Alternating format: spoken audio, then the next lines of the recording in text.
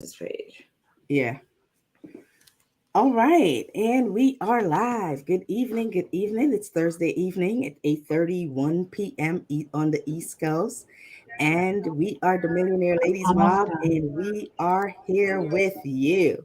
All righty.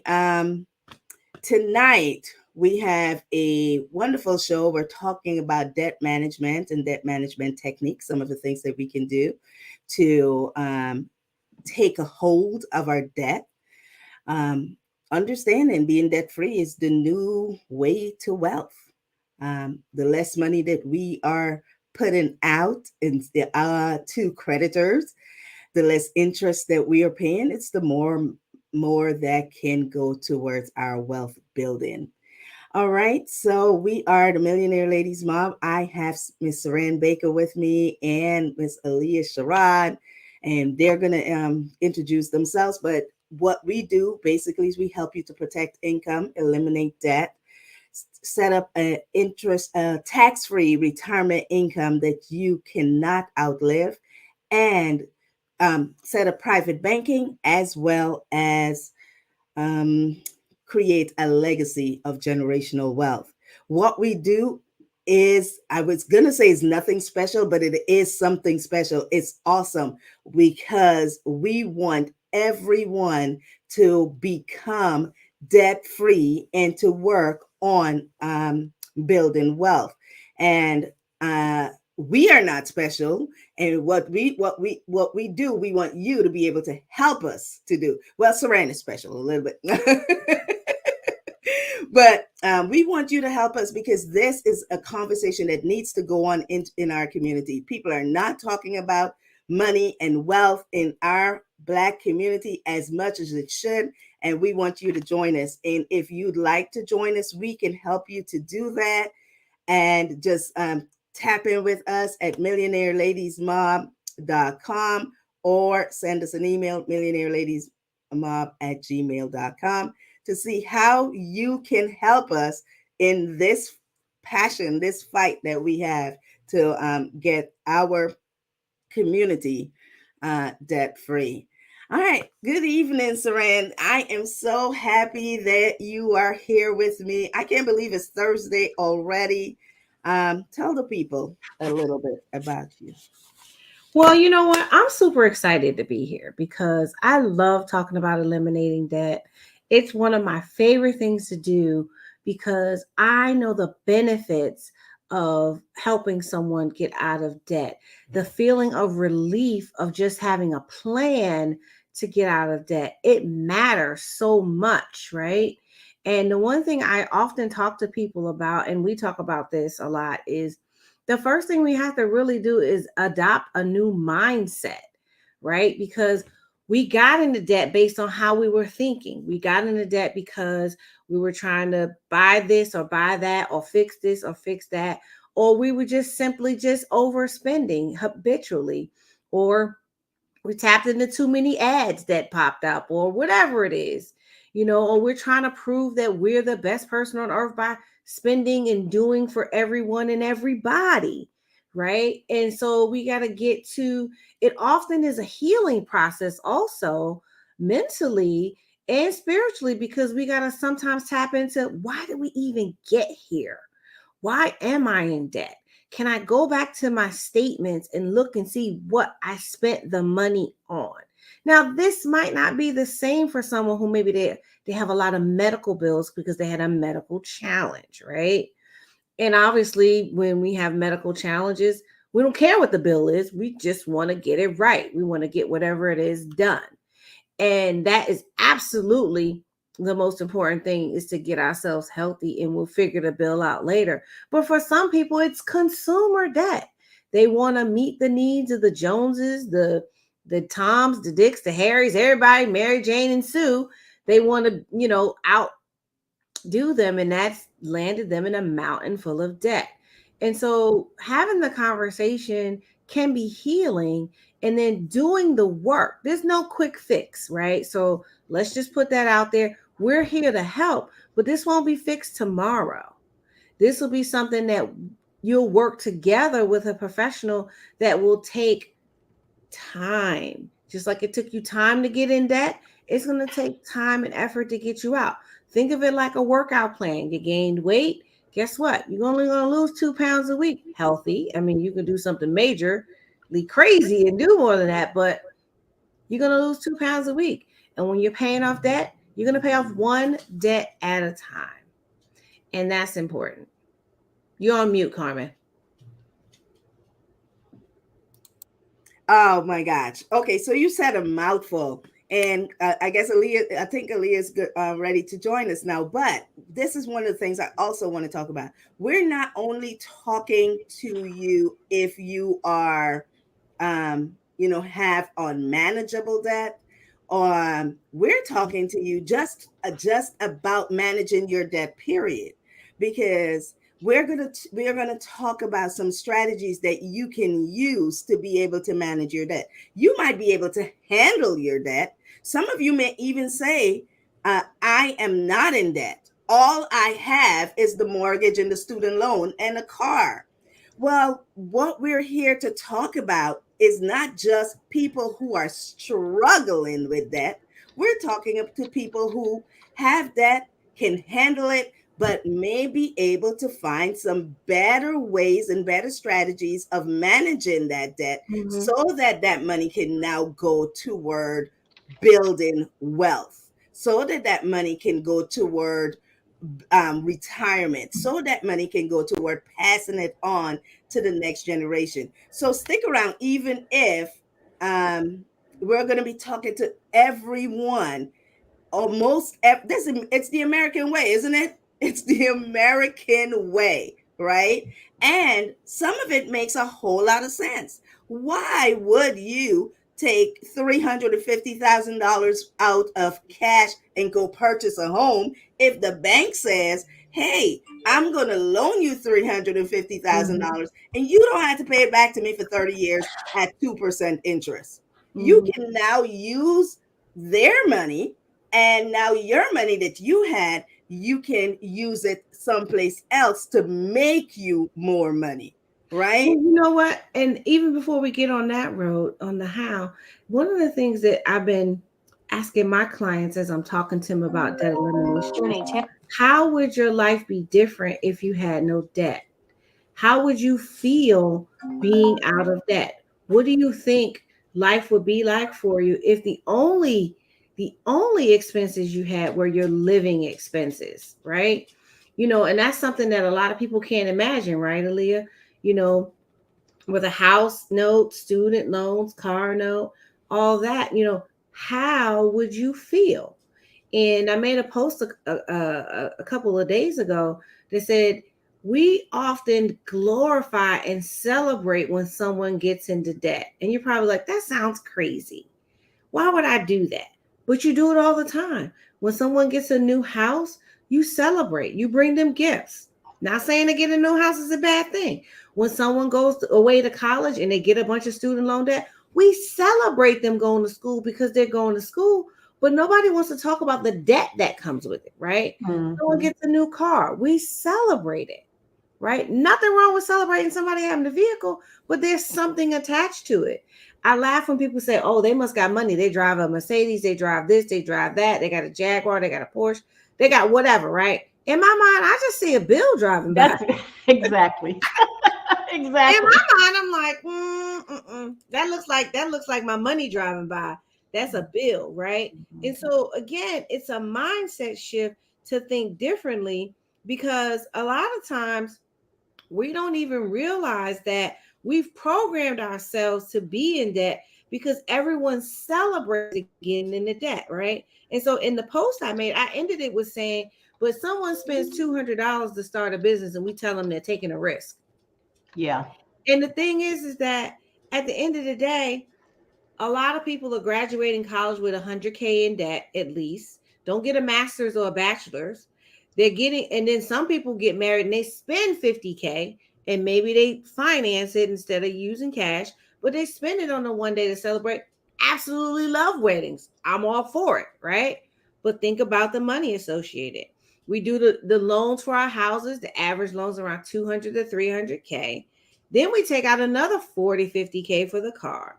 And then now all of us on average have $400,000 in debt, whether we acknowledge it or not.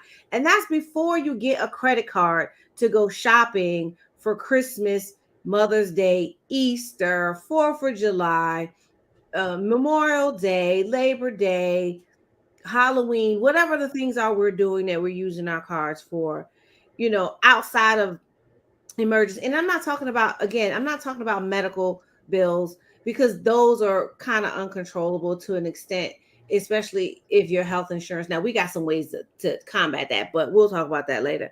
But at the end of the day, the thing is that we got to look at our debt a little bit differently. I'm not saying don't do those things. I'm saying that we have to have a plan to eliminate those things from us because I'm talking to too many people right now that are 40, 50, and 60 years old, and they are can't see their way clear from debt. Now I'm helping them, but they got to still get on a plan. It's not instant. Some people it's taking 3 or 4 years. Some people it's taking 10. It really just depends on their debt. Now, most people I'm trying to get them within 9 years, but if you're 60 years old and you have so much debt, that's going to take 15 years to get you out of debt. That means you're going to be 75 when you get out of debt. And so, really, just taking some stock and thinking about it, thinking about a plan early, planning for these purchases at 20 years old, teaching our kids to plan for these things at 20 years old instead of going through the process because that's just how they do it. Sorry, I was on a little pedestal there. You know what? You know what, Saran? I was talking to a physical therapist, a young guy, very young. He's a millennial, so he's in his 30s. No, he actually just turned 30. And so we were just talking about the future because I always kind of mention, insurance and things like that. And I was shocked when he told me his student loans were so large. Now he's a physical therapist. He went to, like 8 years of school. He said his student loans were so high, he can't even think about making the payments. He said they're so high, you don't even think about making the payments. And I thought about that. He says, I'm in so much debt. He says, and I just turned 30. And Wow. so I thought about that. He's got a great job. He's making 6 figures, he said, but he's in so much debt. He thinks he can't buy a house. He still lives at home.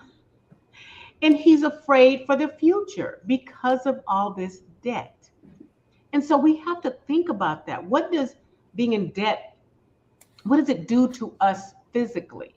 Does it help us, remain calm? Does it help us to, make sure that our bodies are in good condition? It bothers us. Now, he's a physical therapist. He seemed happy. He's single. He says, I can't even afford to get married. Now, I'm thinking you make 6 figures and you're working for yourself and you make your own, you make your own schedule, but he is worried that he can't afford a home, and he's in California because it's going to be 800,000, for Right. a decent house. And he can't do the things that he wants to do, and he's 30 years old. So is that indicative of most young people? I mean, is that what they're going through now? And I think so. So, and you asked a good question. And, I'm on this mindset, spirituality, and getting stuff right. What debt does to us is it causes stress. What does stress do? Stress causes health issues, whether you like it or not. You can call it a heart attack, you can call it stroke, you can call it diabetes, you could call it colon cancer. You can call it whatever you want to call it, but at the end of the day, it all can be tied back to stress. Because if we're stressed and we're working so hard to try to make money to pay debt, then we're not eating right because we're rushing. We're working 1 and 2 jobs, so we don't have time to eat healthy, which adds to the stress on your body because your body's not getting the right nutrition. Then that doesn't help you balance your emotions because when we eat that trashy food, and you know what the trashy food Yes. is, I don't have to call names, but when we eat that trashy food, now our body is starving for the nutrients that it needs, which then increases the stress on our body. And then it just leads to so many different things. I was watching a podcast the other day on intermittent fasting, and the doctor on there said, he said Alzheimer's and dementia is the new diabetes type 3, Oh. because Mm. what he said was all of the things that are tied to diabetes can lead to the behaviors that happen in the body that Alzheimer's and dementia causes. And so everything, when you say stress, if you're talking about a 30-year-old who has an advanced medical degree, he's got at least $250,000 in debt, right? And with that too, and if he's making six figures, even if he's making $250,000, he's at zero because the debt cancels out the income, right? Well, guess what? With having that amount of debt stressful. He said he can't even think about paying it at $250,000 in debt. That's like a $2,500 a month payment to Mm. student loans. Now, don't get me wrong. There's some special provisions you can do driven, and they have some new things where he wouldn't end up paying the 2,500 exactly. He pays some portion of it, but guess what? He's going to be paying that the rest of his life. And when he dies and goes to the grave, they're going to go to his estate and ask for the rest of the money. Yeah, that is absolutely right. So this is definitely a conversation that we should have and we should be talking about, because I don't think that people should accept death as just a state of affairs. Like this is it, and this is all we can do, because there are ways of managing debt. There are things that you can do on your own. There are things that you can do with a financial professional, and you can also do those things in combination to manage that debt. Because what we want to do, they say by 2050, Mhm. the wealth will be eliminated basically for Black people, right?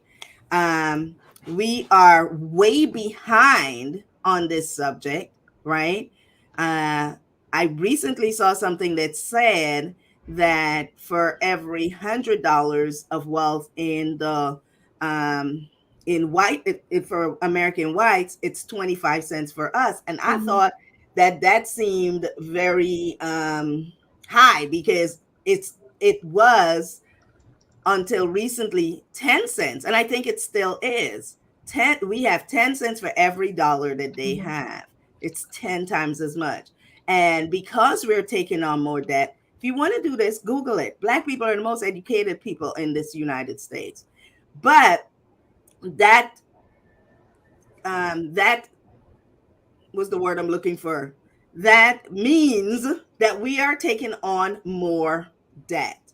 So we're a lot more educated. We have the most this and the most doctorates and MBAs and things like that, but we're taking on more debt when we are not even earning top dollar. Right. Right. And you know what? And we So don't we're talk going about it. backward. We don't talk about it. We don't Because talk what about we it. do is, if you go into a room, what do you see people doing? This with their fingers on their, nobody's talking to each other. So that means that we're keeping everything inside because we're using these devices where we don't sit and talk about things. Mhm. The distractions. Yeah, It's a yeah. distraction, and Well, at the who end of the wants? day, I live in like you live in Atlanta, and Aaliyah's in California. Well, I live in one of what is considered the richest Black counties in America, Prince George's County, Maryland. Yeah, And guess what? No one's talking about how much money they owe when you walk in a room. We're checking for our statuses. We're checking for what we're driving, how we're looking, how we're feeling, what's our next move. What's the networking move that we're doing. But the dirty little secret, and as you know, shameless plug, that's why I even started it on Mondays. The dirty little secret is most people are at least 200,000 plus dollars in debt. And Oh, they're not talking about it because as long as they can handle it, they think it's okay. It's yeah, okay as long as they're handling it. But every one of us who has this debt, is one incident away from not being able to handle it, or missing one paycheck away from not being able to handle it. Yeah, you're making $160,000 or $200,000, but don't earn that paycheck for 2 or 3 months in a row. Now, Yeah. can you Right. handle it? Yep. And Most that's of the us, question. Not most of in my us, look, not in my Usher can you handle it voice, because most of us are living, one, two, three paychecks away from total destruction. And so, yes, we have to keep talking about this. We have to keep educating so that people can understand that there are ways to handle and to manage this. And you a lot of times you'll hear when if you try to talk to someone about retirement or starting to build wealth, they say, I'm going to do that when I'm out of debt, Wow. right? They don't believe that it's something that they can work on now. It's like always, I'm going to do that when, I pay this off or when I pay that off. But there's always going to be something else to pay off if you are doing the things you're doing the same way that you have been doing it. Mhm. And so we need, I often say this on this show. I wish there was a me when I was a younger age. And we got to be that person that we could look back for now and wish that we were and share with people. So now we have several different ways of helping people to handle that.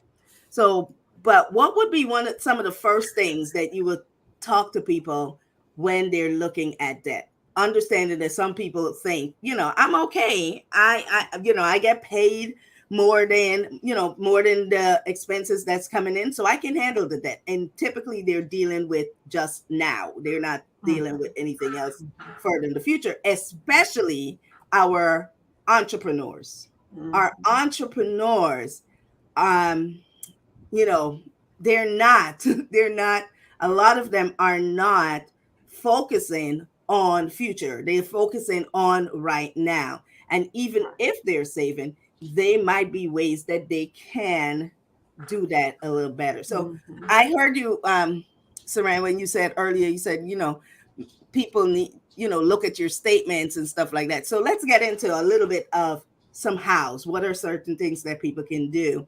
um I so I think guess one take thing stock that of that debt. Well, I think one thing to start is to just to, you know what, you got to realize you're in debt. It may not be a problem today, but let's talk. You have to realize how much you have coming in. What are your expenses going out? If you don't know that, because sometimes when I was younger, I would just, well, I have this amount coming in. I can spend up to this amount and not care about it. And then, oh, that one goes over there. Oh, I have money in the account. You have to realize where you are. If you don't know where you are, you can't go anywhere. Yes, I You're just agree. driving blind. That's the first thing I think that I most think you're people. absolutely right. Exactly. You have to know where you are. And I think I'd even venture to say you also have to know where you're going. So we have to know Mm, those numbers. So yes. that's the very first thing that I would say is know your numbers, Mm, right? right. Know where you are, know where you want to be, and figure out how you're going to get there. What do you say, Saran? So I feel like one of the first things you should do is just be brave, because it's scary to really take a look at what you have. I it can't is. tell you how many clients have gone into the witness protection program after I sent them my data form and said, I need to know where everything is, what's going on. And then I got to go looking for them in the daytime with a flashlight, like, hey, you said you needed help. Because it's it takes strength to take a look at the problem you created through debt, right? Now, the thing is that once you're able to do that, same thing, put the information down on paper. Stop calculating it in your head, Stop. because you could be the greatest mathematician on the world, but when you put it on paper, things look differently, right? Yeah. And putting together a plan, because when we start putting together a plan and giving our money a job, because too many of us, our money just disappears because our money is unemployed, right? And I told someone this the other day and we talked about this like a bazillion episodes ago, but money is energy. Money is what you get paid in exchange for your time and effort for your work or for a service that you provided as a business. So if you work, you're exchanging your time for money. If you're a business owner, you're exchanging your products or services for money. Still, both require you to use your life's energy to create. And so as you exchange that energy, that money comes to you in the form of paper, but it's still energy. Energy must be directed or it's chaos. It goes where it wants. It does all kinds of things. I can't tell you personally how many times I've gotten money or gotten paid, and for whatever reason I didn't look at my budget to do what I was doing, and I looked up and I said, who took my money? Right. Because I wasn't making sure the money was doing the job I designated it for, right? Yes. Guilty as Yes. charged. But what about the person who doesn't have a budget to go back on? They're counting it in their heads. They're thinking, oh, I can do this, I can do this, and I can do this. And great. But when you start to look at it on money and you start to pay and take care of all your expenses and track it, things look differently. If your money already knows it's going to the savings account or the investment account or the protection account, or this is for business owners having a separate account to put your business tax money aside as you earn the money and not wait for the bill at the end of the year, just in case you don't get to the point where you get to the point where you're paying taxes. But having that plan, a lot of times you hear people say, oh, do 75 10 15, do 80 10 10, do 60 20 20. Well, that means you need separate accounts for all those different methods that people are saying, because if it's in your spending account, it will get spent. It will get spent. So having that plan, if you're going to have a debt reduction plan, the thing is that you got to have a behavior modification plan too for you, because you were the one who did it. And so maybe some of your habits have to change, right? Nobody wants to hear that. Nobody wants to talk about changing their habits. I want to keep doing the same BS I was doing before. I don't want to change, but I want to be out of debt. Exactly. Together, right? It's Yeah. the same conversation we have when we tell the trainer or the nutritionist we want to lose weight. I don't want to change. I just want to lose weight. That's I all. don't want to change. I just want to be healthy. Same thing. Same conversation you have in the spiritual realm, whatever your religion is, God or the divine being or whatever you call it, whatever you pray to.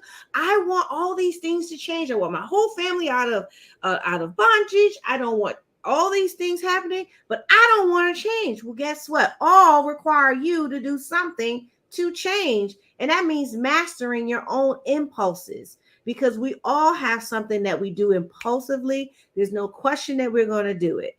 I saw somebody post, I think it was you, Carmen, that their Amazon holding cart, violated cart was $1.2 million. WTF are you going to buy on Amazon? That's a form of therapy. Now I get it, but the thing is that we're marketed to so constantly, and specifically as women, we are almost every marketing person's ideal client. And what that means is they've taken painstaking time to study you, to understand what moves you, to know what your emotions are, what your fears are, what the thing is that's going to make you hit the button to say buy. And so every marketing thing that you look at on Facebook, Instagram, TikTok, YouTube, walking down the street, the billboard, they're targeting your fears and your pain. Mm-hmm. And if you think that thing is going to fix your fear, your pain, or the thing that hurts you, what do? We hit buy. And you know what? And business owners do it too, right? Yeah. And you know what? They have also they target your pain so that you will respond, and they also remove all objections. Absolutely.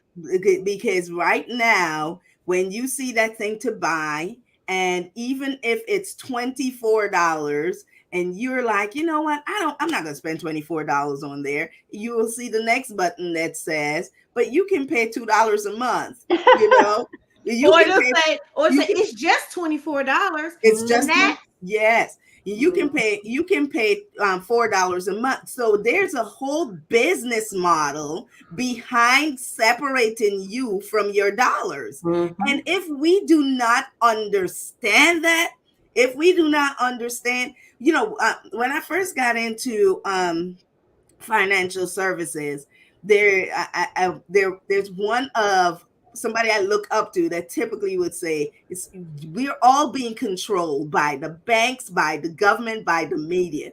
It's a big conspiracy, and if we do not like tune into it, we will continuously be in that trap mhm. because they want you to move your dollars. Your dollars just got to go somewhere to separate you from your dollars. And Listen, we have got to really tune into this and understand this, and so we can make better decisions.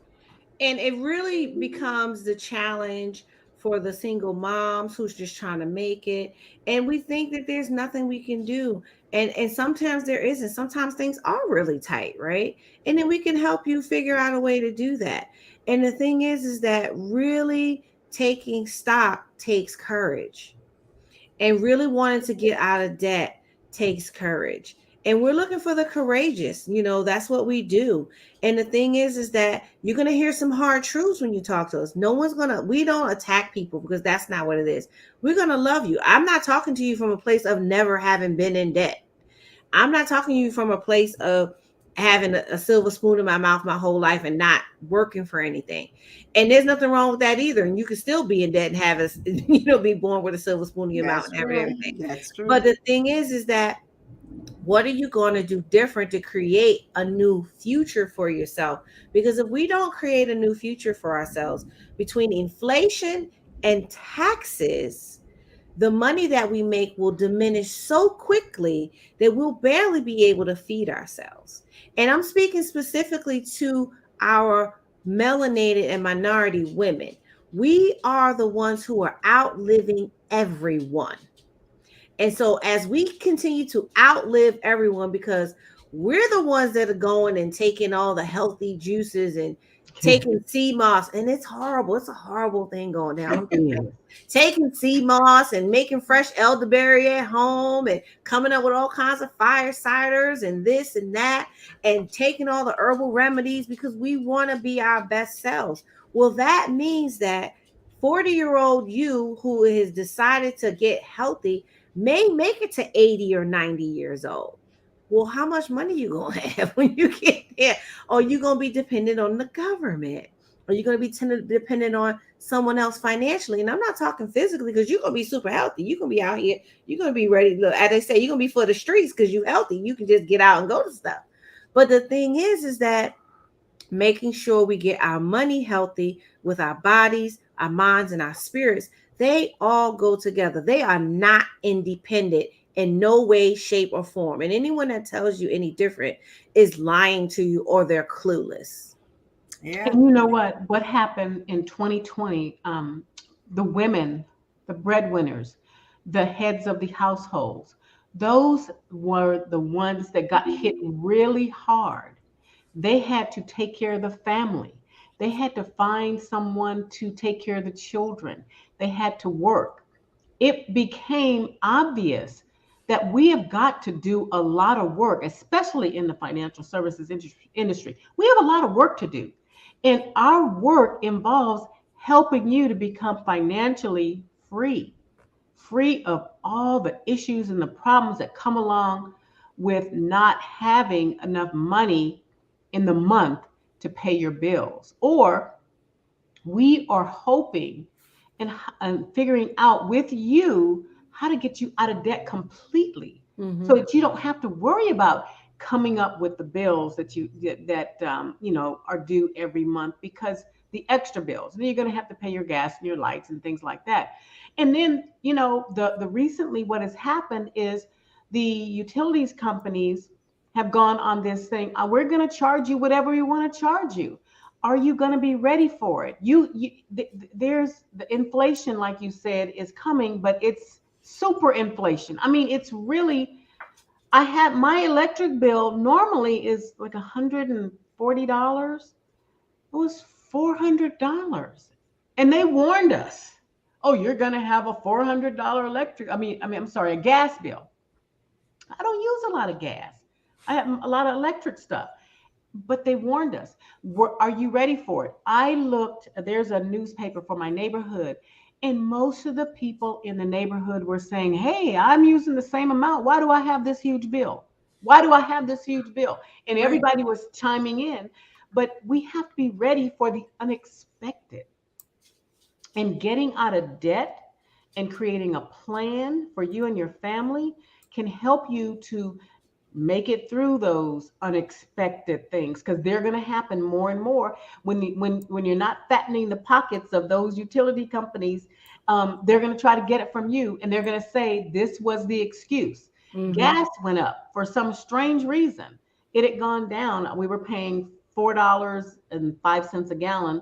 Now it's back up to almost five. No, I'm talking about $4. And I don't know what you guys are paying where you are. $4. Oh, it's pretty high here too. It's almost $4 a gallon here. Yeah. Um, So we have to be so ready You mean gas for your car? for the yeah, car. Oh Yeah. yeah, yeah, yeah, yeah, Yeah. yeah. yeah. Here it's like 480 now. It's like, what Because you were happened? just talking about gas for the house. I wasn't tracking. I'm sorry. I'm talking about gas now for the car. And I have a Yeah. gas guzzler. So, it's like you have to be ready for the unexpected. And the unexpected are things that you can't control.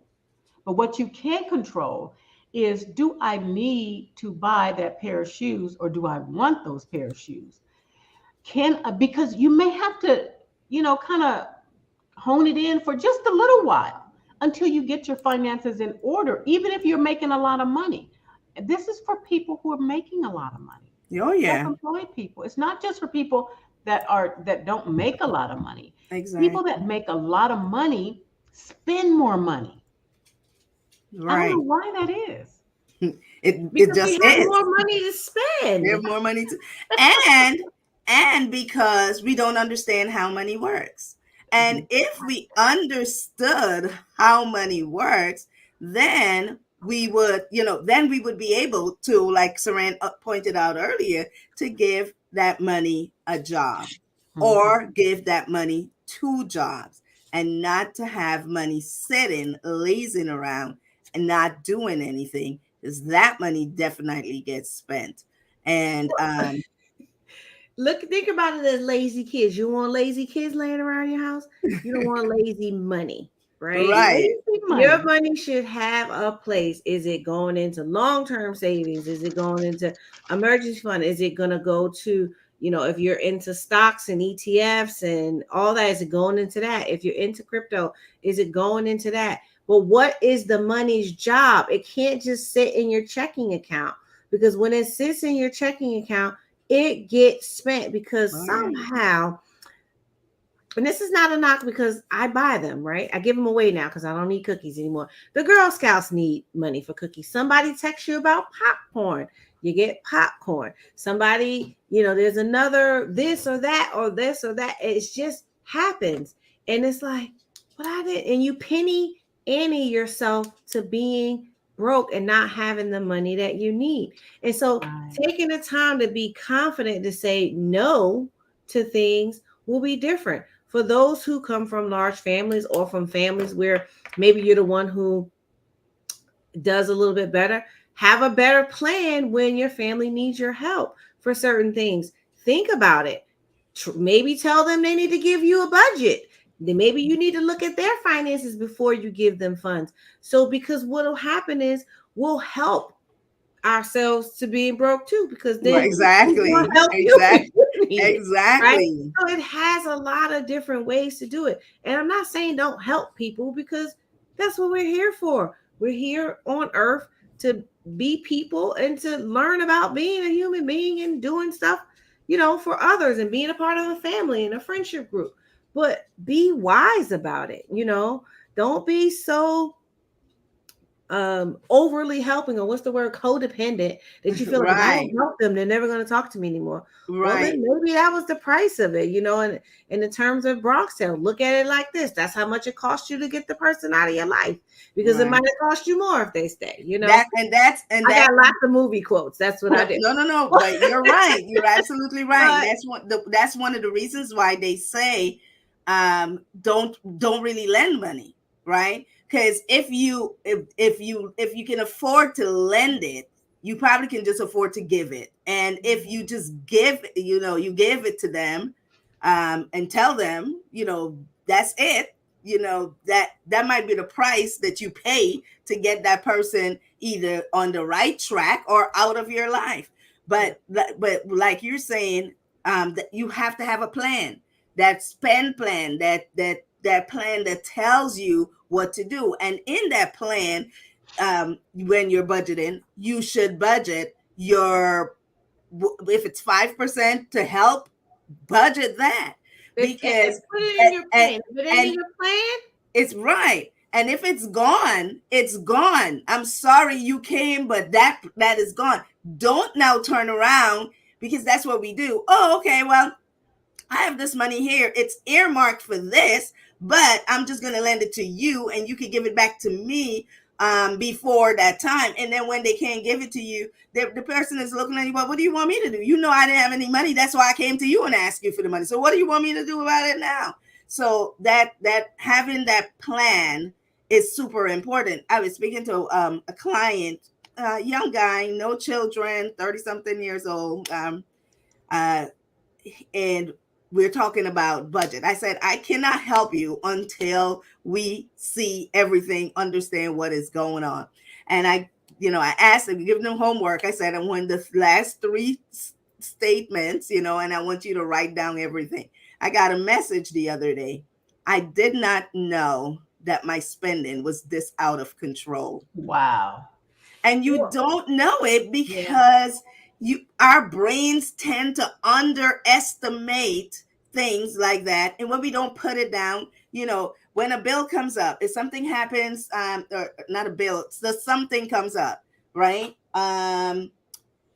A tire, you puncture a tire or something you need, whatever. You're like, okay, I'm going to put the spare on, but I'm getting paid tomorrow. So I'm going to get the money for that out of getting paid tomorrow. Well, if that money was already earmarked someplace, because now what is happening? You're robbing Peter to pay Paul, because you need, it's money that's was earmarked for something else that you're now using. That's how we often find ourselves in this deep, deep, deep hole. So definitely know where you are, know where you want to go, have that spend plan. And then there's some other things that you can do to really and truly get control of your debt.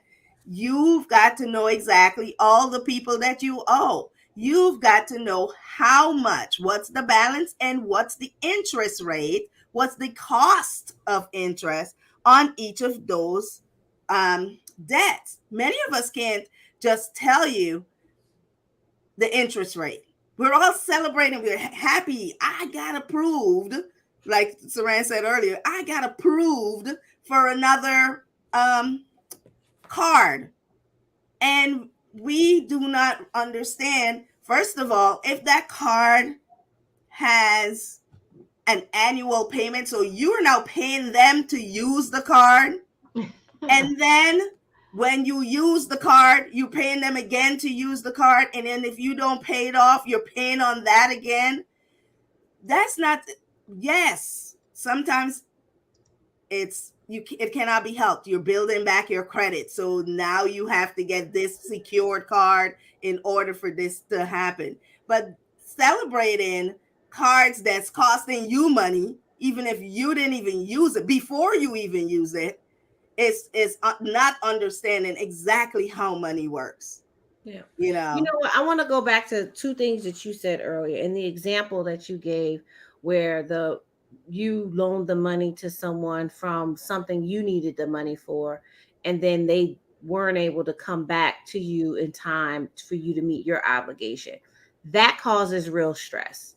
And real a Mhm. lot stress. of people who have been the loaner trying to do a good thing because they looked at what they had and they said, you know what, I really can't afford to give you any money.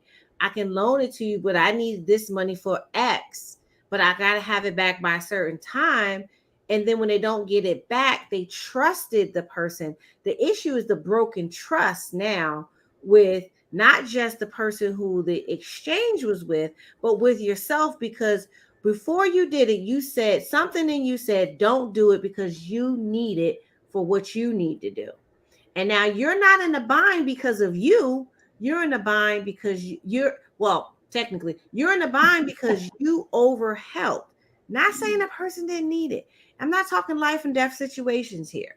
But the thing is that if you make that evaluation and you find that I'm not in a position to do that right now because I got all these other things in the fire and I really can't have these balls in the air and I can't have anything fall right now.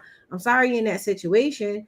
For me personally, I'll say, hey, I can teach you how to make some money. You want to learn?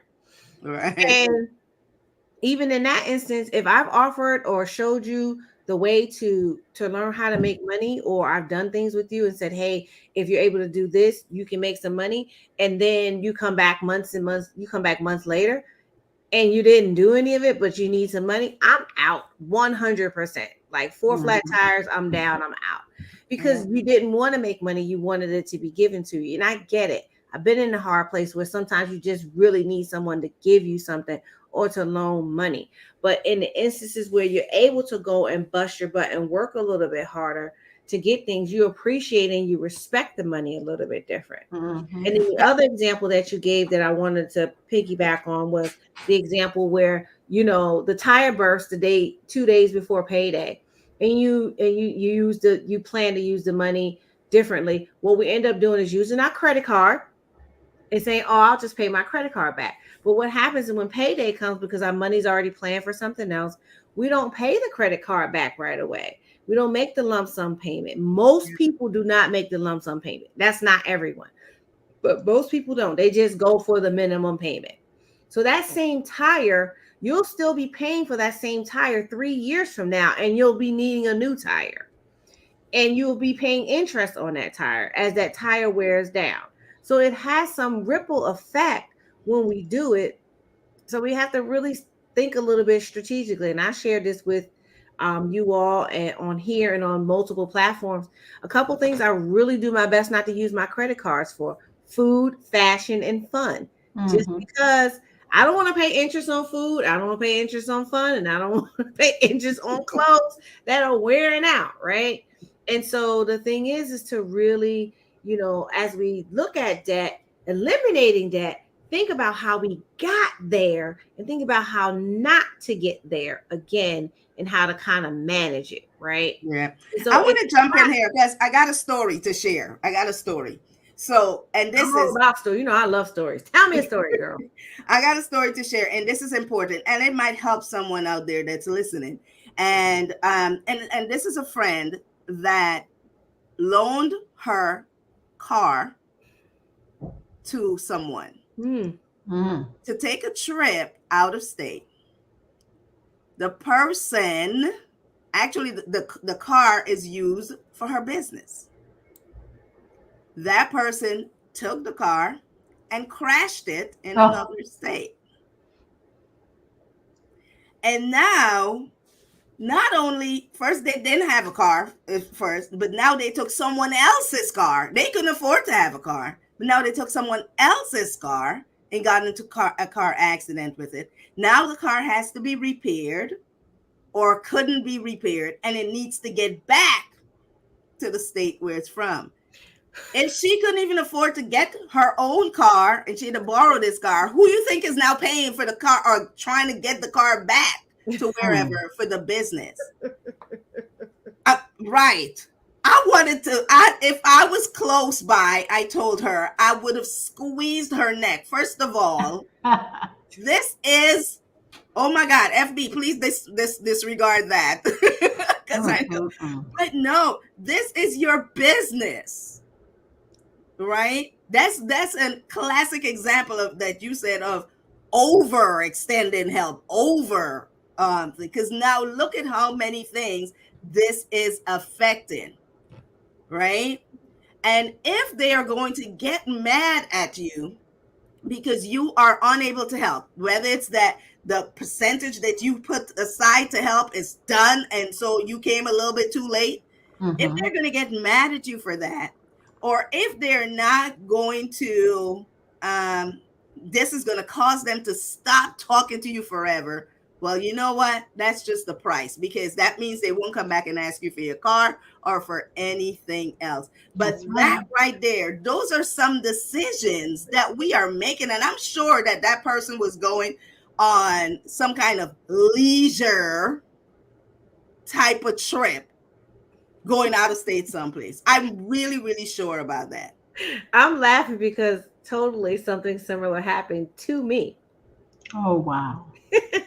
My cousin is gonna kill me. But she was in college, and I can't remember what she was doing, why she had my car or whatever. But she was in Delaware getting gas and wasn't paying attention and pumped diesel into the engine. Oh, no. Mm. And I had to get the car towed to the dealership, pay $500 to get all the diesel pumped out of the whole engine. Luckily, it hadn't run through the engine. And Oh, I was just like, what? And but this is now costing me money. Right. Right now, I get it. She was in college, whatever. So it wasn't a big deal. The car wasn't crashed, but it was just kind of like Auntie Lori said, I remember that. I was kind of like, wait a minute, right?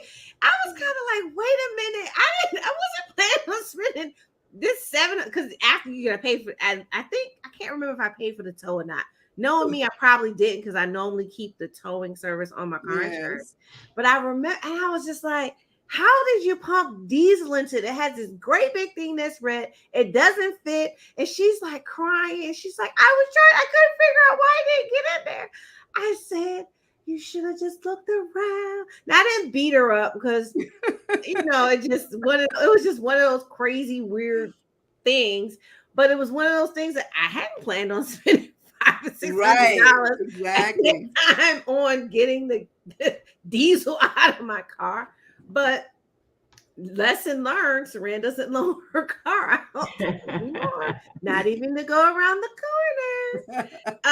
But the I'll thing drop you there, but look, you need a ride, I got you. You need an Uber, I got you. But Mhm. the keys, that's enough. You know what? But Uber? You just said that because we didn't have Uber 20 years ago, we and did it's now not. so easy. Hey, you need a? I'll get you an Uber. You don't have to take my car. you know what? It's so funny because another story. But today we were talking about this. My son when he was younger here, living here, he couldn't drive as yet, didn't have a license as yet. There was a neighbor, a girl that was a little bit older than him, and she drove. And whenever he wanted something to eat, he called her and asked her to go get it for him, and his payment to her was that he bought her food as well. So she Okay. had her own Uber already. She had her own Uber, except it was just feed me, um, um, going on back there. Yeah. But you know, these stories, like just like that, reminded you, would remind other people to just think about things, like think about what could happen. Now, not only you are going to be without a car, but I'm also going to be without a car, and Right. I need it for something that's even more important, such as running my business and things like that. But it's So but even in that, like even the example I gave now, it's just a funny family story, right? You see our Murray yes. laughing, and we laugh about it all the time. Like, remember when you put that diesel in my car? Like, WTF? But it was a thing, right? And at the end of the day, the thing that we have to really think about with debt is this: it totally impacts our ability to build wealth. Because when we go to most wealth building systems, name it whatever you want, IRA, 401k, TSP, stocks, um, crypto, all those different vehicles, ETFs, a lot of those things, putting in the savings account, CDs, the basic ways, most of them are going to pay you what we call simple interest or straight interest, right? Mhm. But when you get debt, you pay compound interest on your debt. It compounds daily on most cards. And this is an important fact, and I love this. Was one of the good things, well, one of the many good things that came out of the administration, the Obama administration, is that when you have a credit card now the challenge is y'all not opening these They statements. need to open it The and read it. rule, the Yes. law changed so that now on your credit card statement, and I might make a post with one so you can see it. The credit card statements have to say how long it will take you to pay off a debt if you just make the minimum payment, Yeah. and what the dollar amount is. And then it shows you an example. Well, if you just make the minimum payment, this is how many payments it's going to take for you to pay, and this is how much you're going to end up paying back. And then underneath it says, well, if you just increase your payment by $20, $30, it gives you a new number, and it shows you the same thing. So it has to show you a fast way to pay off that debt. That did not exist previously. What also did not exist prior to that was our young people on college campuses who already went to school, like I said, ended up getting student loan debt so they could go to school. These credit card companies can no longer prey on those same individuals to get credit cards on campus. Oh, When that's I great. went to school, and I'm not going to tell you when that was because I'm only 25 today. Um, but when I went to school, you could be on campus, and every week there was someone on campus with some superlative to get you to sign your name and your social security number before you even knew the value of that to get a credit card. You filled out the form, you got a t-shirt, and if they had food at the table, everybody got a card that day. Because guess what? We're hungry college students. The cafe is closed. They're still here. Let me fill out this form. They got the big jumbo Snickers and they got a big bag of chips. Who wouldn't just fill out the form and get the free stuff, right? Of And they course. got a rocking t-shirt I need to wear to the gym that I'm not going to, but it's cute and it's gonna look good when I wrap it up in a little knot on the side and I cut it up a little bit. But the thing is, they can't do that to our young people anymore. So they have some consent that has to be done by the parents, even though they're adults. But this allows them some consumer protections, but there are not as many consumer protections for us when we get 30, when we get Right. 40, and when we get 50.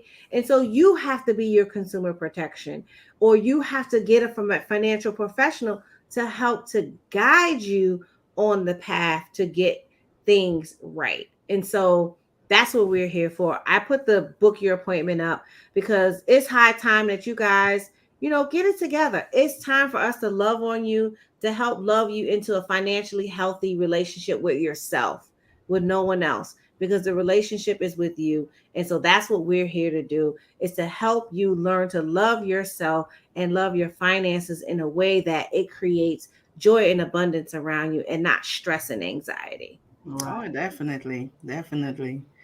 Yes, definitely. So go ahead and book that appointment with us. The things that we do is the things that one of the many things that we do is to help you really and truly get a hold of that debt and understand how you're tackling that debt. We know that there are many, many different ways for you to tackle that.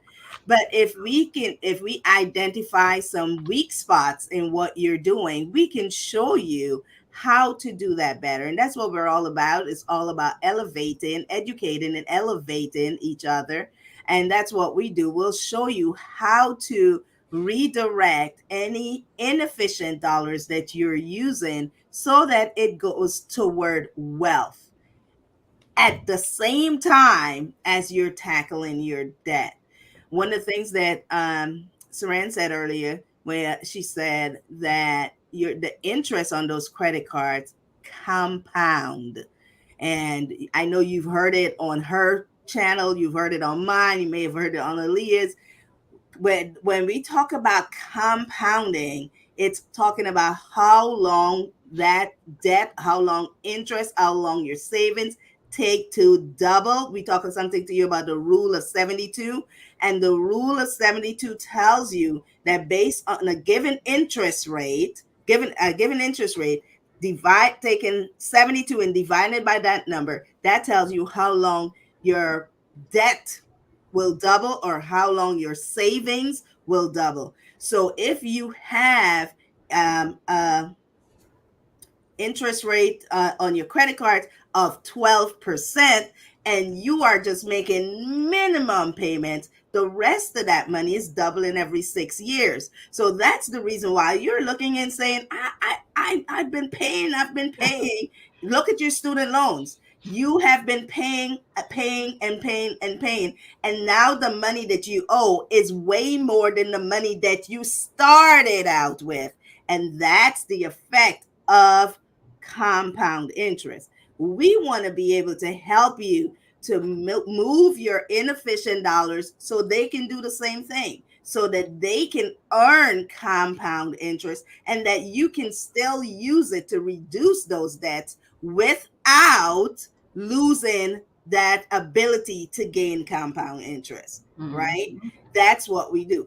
And like she said earlier, we're not talking to you from a space of you need to do this, you should do this, you need to do that. We have all been there. I am definitely not talking to you from a space of my debt is completely eliminated. My debt is being eliminated because I'm applying these strategies. I am not going to be. There was a time, like you can look back even in some old movies, you'll see when certain people got elevated to a certain rank, they kept whatever to themselves and they did it for themselves. We are helping while we are doing it. We are sharing how is it helping you? If we know this, we're doing it for ourselves. Ooh, we are this, we are that, we are up here, and we are not sharing it. That's not going to happen. We are sharing how to do these things. We're sharing how you can do what we are doing because we need so much more people to help us with this. This is an epidemic when it comes to financial illiteracy.